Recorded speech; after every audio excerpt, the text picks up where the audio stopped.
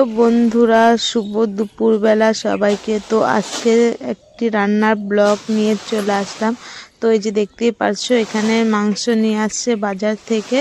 তো তার জন্য এখন রান্না করব। আমরা প্রতিদিন সকালবেলায় রান্না করি, কিন্তু আজকে বাজারের দিন ছিল বলে আজকে দুপুরবেলায় রান্না করছি। তো মাংস ধুয়ে নিয়ে চলে আসলাম। তো মশলাপাতি সব কিছু রেডি করে তারপরে কিন্তু দেখতে পাচ্ছ এখন আমি মাংস বসিয়ে দিব। আর আমরা কিন্তু এখন বাইরের চুলায় রান্না করি, তো ঘরে এখন রান্না করছি না। তো দিনের বেলায় বাইরেই করে নিই। তো এই যে দেখো, মাংস বসানোর জন্য তেল, পেঁয়াজ, জিরে, তেজপাতা সব কিছু দিয়ে নিয়েছি। তো এখন পেঁয়াজও দিয়ে দিব।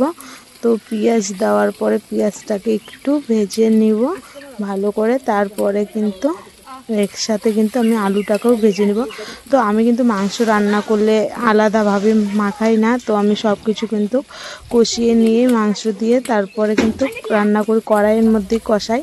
তো আমি আলাদাভাবে গামলায় কষাই না। তো অনেকে অনেকভাবে রান্না করে, তো অনেকেই গামলার মধ্যে সব কিছু মশলা দিয়ে তেল দিয়ে মাখিয়ে নেয়। তো আমি সেইভাবে রান্না করি না। আমি একবারে কড়াইয়ের মধ্যে মশলা দিয়ে সব কিছু দিয়ে কষিয়ে তারপরে কিন্তু রান্নাটা করি। মশলা কষানোর পরে আলু দিয়ে কিন্তু এখন একটু ভালো করে কষিয়ে নেব, দেখতে পাচ্ছ। আর এখন কিন্তু নতুন আলু, তো ভেজে দেওয়ার কোনো ইসে হয় না। তো আমি কিন্তু এইভাবেই দিয়ে দিলাম। আর ভেজেও নিতে পারো, তো যার যেভাবে রান্না করার ইচ্ছে তো সেভাবে করো, টেস্টি হলেই হলো।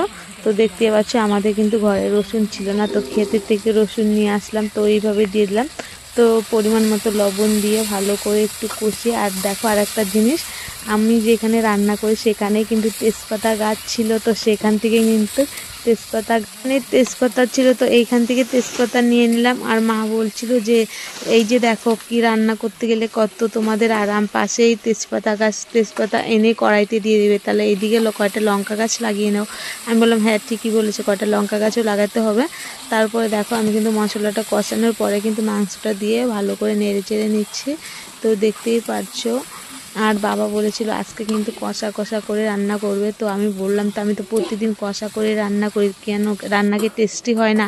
বলে না, টেস্টি তো হয়, কিন্তু আজকে একটু কষা কষা করে রান্না করবা, তো সেটা দিয়ে খাবো। আচ্ছা ঠিক আছে। তারপরে কিন্তু দেখো, আমি ঢাকনাটা খুলে নিয়ে একটু ভালো করে নেড়ে চেড়ে নিচ্ছি। আর এইদিকে কিন্তু দুপুরবেলা বাইরে প্রচণ্ড হাওয়া চালিয়ে দিচ্ছিল, তো তার মধ্যেও কিন্তু রান্না করছি, কি আর করব।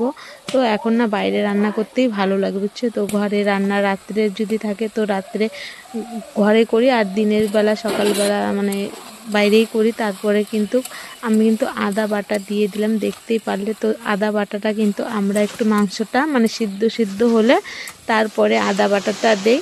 দেওয়ার পরে কিন্তু আরও নেড়ে চেড়ে কষিয়ে নিয়ে তারপরে কিন্তু ঝোল দিই। তো ওই যে দেখো, কষানো কিন্তু আমার শেষ। তো তারপরে কিন্তু দেখতেই পাচ্ছ আজকে কীরকম ঝোল দিলাম।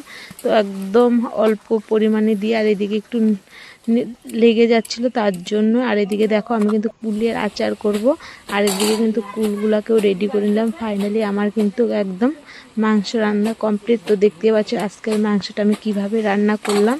তো বাবা দেখে ভীষণ খুশি হয়েছে। তো মন মতো